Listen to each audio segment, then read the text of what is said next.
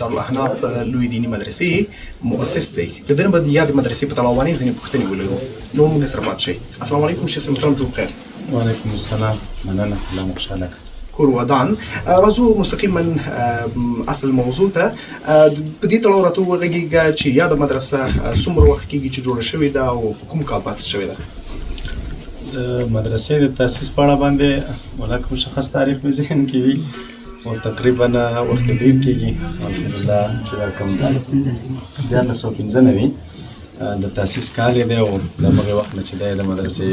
په خدماتو کې مصروف یو او کال په کال باندې الحمدلله د فاضلان چې نن تاسو ولیدل همدغسې دا بهیر او لړۍ روانه وي او د هغه اجمالي خاکه وه. ډېر مننه شیخ محترم. دا چې ګورو ستاسو په شاوخوا کې ډېر علما، ډېر ملګري، شیوخ او طالب العلمان حضور لري. نو راځم دې ته چې دلته مدرسه به هم همدارنګه طالب العلمانو په برخه کې ستاسو طالب العلمان هم زیات وي چې هغوی دلته خپل دیني علم ترسره کوي. تاسو په یادو برخو کې څومره خدمات ورته ترسره کړي دي او د استادانو کمبود ته همدارنګه د لیلي په سیستم کې د هغوی د خوراک سیستم شان برخې کې تاسو ډېرو ستونزو سره مخ یې؟ نو تاسو خو ولیدل الحمدلله زمونږ د طالبانو د داخلي تعداد تقریبا تر 1500 پورې بلکې لا د 1500 نه زیات وي او نن چې دا فاضلان مو ولیدل نو تقریبا تر څه کم 100 پورې فاضلانو. طبیعي ده د افغانستان حالات او شرایط داسې دي چې دیني مدارس د یو څه ستونزو او مشکلاتو سره مخ دي سره د دې نه چې د نظام توجه او پام شته دی ورته خو بیا هم مشکلات شته. د دې مشکلاتو اساسي ټکي دوه دي. یو خو دا چې د هرې مدرسې مؤسس او بنیادګذار دا غواړي چې د خپله مدرسه په یو لوړ کیفیت معیاري جوړه کړي او معیاري معرفي کړي او د هغې هغه کارونه او درسي ترتیب او تنظیم او د طالبانو استوګنه او لیلیه او نور چې کوم ضرورتونه دي یا عصري خدمات دي یا په دنیوي ډول باندې چې کوم مدارس او پوهنتونونه دي او جامعات دي نو د هرې مدرسې مؤسس دا غواړي چې زما مدرسې په دغه معیار وي. نو بیا هم سره د دې چې په هغه انداز باندې به مو خدمتونه نه وي خو الحمدلله تاسو شاهدان یې نن مو په ګڼ تعداد کې علما، مشایخ، زموږ مسؤلین ولیدل چې راغلي وو دلته. نو ستونزې طبیعي ده چې لرو، په هر بخش کې لرو، خو بیا هم د رب العالمین نه ډېر شکر دی الحمدلله چې د خدمت لړۍ مو روانه ده، ولاړه نه ده. ډېر مننه. راځم یو بلې پوښتنې ته. هغه دا چې تاسو یادې مدرسې د مؤسس په صفت باندې تاسو سره کوم استاد چې راځي دلته د استاد په حیث باندې دلته تدریس شروع کوي او تاسو سره په تدریس کې برخه اخلي، له دغه نه ازموینه تاسو په خپله اخلي یا که نه کومه کمیټه د هغه ازموینه تر اخلي؟ یعنې دلته کوم شرایط وجود لري چې هغه راځي دلته تدریس کوي؟ دا خو اوس خو تاسو ته معلومه ده د افغانستان ډېری مدارس بلکې داسې ووایم چې په سلو کې له 20 نه بلا ډېر وي چې اوس د نظام د معارف د شعبې سره ست دی. مخکې خو داسې وه چې هرې مدرسې چې به استاد ځان سره مقررو نو یا خو به هغوی ته استعداد معلوم و نو د سره به امتحان ته ضرورت ونه چې زه دغه نه امتحان واخلم ځکه هغه علمي سویه او انداز به دوی ته معلوم و. یا به ځینې وخت کې داسې کېده چې نوی څوک به راله نو طبیعي ده هغې به غوښتنه کوله یا به یې غوښتنې ترېنه کولې یا مستقیما یا غیر مستقیما. د علماو تربیتونه خو هم ډېر داسې باریکه وي که ستاسو فکر وي د نورو دغې غوندې نه دي د شعبو غوندې چې یو عالم و یا شیخ الحدیث راشي ورته ووایي چې لږ صبر وکړه زه امتحان اخلم درله چې ستا سویه څومره ده نو دا مشکلات جوړوي. خو البته زموږ کې د یو مسؤل په صفت باندې زموږ مسؤلیت دی ده مستقیم یا غیر مستقیم یا د نورو ملګرو نه پوښتنه یا په هغو مدرسو کې چې دوی درسونه کړي وي د هغې نه پوښتنې کوو چې د دې شیخ یا د دغې استاد د علمي استعداد او سویه څومره ده. په هغې اساس باندې به مخکې موږ د خپل مسؤلیت ادا کوو. اوس چونکې مسله د نظام ده او د علماو دا بستونه چې دی په مدارسو کې رسمي دي تنها بستونه د علماو د معلم په حیثیت باندې و نو اوس ازموینې ترې هغوی اخلي نو چې هغوی ته کامیاب شي نو بس موږ ته هم کامیاب یو چې هغوی ته ناکام وي نو بس نصیب غواړي. ډېره ښه ده. راځم دې ته موږ چې اکثر مدارس ته ځو هغوی د دیني زده کړو تر څنګه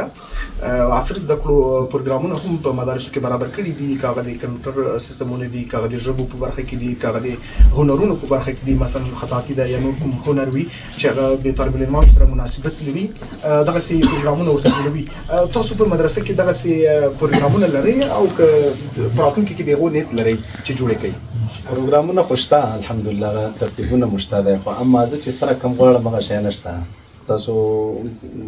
طبعا پیژنئ او رسنۍ او ویډیوګانې به مو تعقیب کړي وي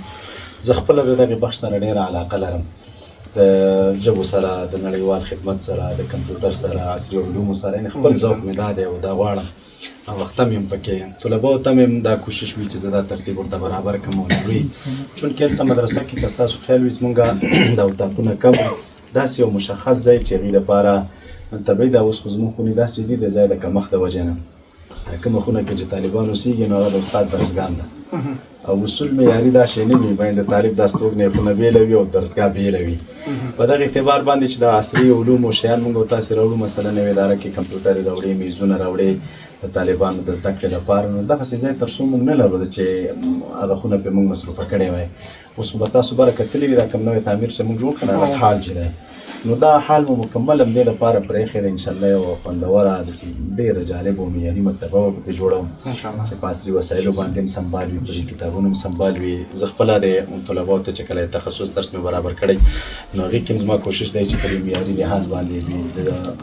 دغه سره اشنایان کم د شاملې مکتبې سره یا نور د نړیوالو سیټونو سره چې دوی ته استفاده وکړي، کوم جدید نوي عصري مسایل وي، خپله یو څه ناڅه لاسرسی هغې ته لرمه، دوی هم دې ته تشویقوم. نو انشاءالله آینده کې مې پلان دی که خدای بیا راوستلی نو بیا به فضا داسې نه وي انشاءالله بدله به وي انشاءالله. راځم دې ته چې په آخر کې تاسو نن فراغت غونډوله، طالب العلمان درنه فارغه شول او لاړل اکثره خپلو سیمو ته، نو راځم دې ته چې طالب العلمان چې له هرې مدرسې فارغېږي په عموم سره نوي نسل ته، نوي ځوانې طبقې ته ستاسو پیغام اورم په آخره کې. نو پیغام خو زموږ داسې وي، مدارس خو ټول موږ ته د قدر وړ دي او هر مؤسس دا غواړي چې څوک زیار او کوښښ باسي، دغه فکر دا وي چې زما خدمت مؤثر شي او د هغې خدمتونو په منځ کې نو داسې به درته وایم الحمدلله چې دارالحناف یو ویاړ لري. زموږ چې کوم فاضلان دي د څو کلونو موږ نه تللي دي نو امیدونه مو موږ هم ورسره دلته ډېر زړه خورو، استادان، مشایخ نور هم چې موږ نه لاړ شي نو داسې نه ده سره دې نه چې موږ نه کم طلبه کرام ځي د نورو مدارسو په نسبت، خو دا د هر کال د مدارسو ته د استادانو ته چې کوم دي ځای نه موږ نه تللي فاضلان دوی ته موږ یو ګروپ لرو د واتساپ، نو نوي فاضلان یې زموږ او که زاړه نو دا ټول موږ سره په هغې ګروپ کې وي. داسې نه ده چې موږ نه دوی لاړ شي او موږ یې نه تعقیبو، موږ یې تعقیبوو چې دوی اوس څه شی کوي، څه شي کې مصروف دي، خپل خدمتونه کوي نه کوي، څه شي کې لګیا دي. نو دومره به درته وایم چې ډېر کم علما او فاضلان به داسې وي چې موږ نه تللي وي هغه په خدمت نه وي بوخت، بلکې هغوی الحمدلله په خدمتونو بوخت دي. څوک د خپلو مدرسو خاوندان دي په دې لنډ وخت کې او څوک بل چا سره لګیا دي درسونه کوي. او پیغام نو هغه د بخاري شریف په آخري حدیث کې هر شیخ او هر استاد خپلو شاګردانو ته اورئ، الله دې زموږ د شهید شیخ صاحب درجات بلند کړي، زموږ د استاد ګراني موږ ته به خپله هغه توصیې دا کولې او ډېر داسې د درد په انداز کې به یې ویل کله چې به د کال اخرۍ دعا یې کوله طالبانو ته، نو طبیعي ده کال تېر شي د استادانو او شاګردانو منځ کې یو څه نزاکتونه وي او کله خفګان وغیره داسې راځي، ډېر نه وي خو بیا هم کله د استاد په یو شي باندې زړه خفه شي طالب نه، نو بیا به د مبارک ویل چې زما چې څومره حقوق دي د استادۍ او د شاګردۍ نو دا هم ټول درته بخښلي دي، خو یو حق درته د قیامت په ورځې پورې نه به خو هغه دا چې تاسو د دین او د مذهب او د عقیدې په خدمت کې سستي وکړئ، دا حق موږ نه درته بخښو. دغه توصیې موږ هم د خپلو شاګردانو ته کوو. نو د دې توصیو په اساس باندې الحمدلله چې موږ نه څومره فاضلان تللي دي لګي په خدمتونو موږ کې ډېر راضي او خوشحالي د نورو مدارسو چې څومره فاضلان دي هغوی نه هم دغه غواړو چې دا چونکې زموږ نوی نسل دی، زموږ آینده ده، زموږ نظام ورته سترګې لري، زموږ ولس ورته سترګې لري، نو خدای دې وکړي چې دوی د خپل دین او د عقیده او د خپل مذهب او د خپل ولس او د خپل نظام د دنیا ته تنها د زموږ ملک ته نه نړۍ ته په داسې انداز باندې معرفي کړي چې یوه بېلګه وي. ډېر مننه شیخ صاحب، کور ودان مننه. الله مبارک، خوشحاله شي صاحب.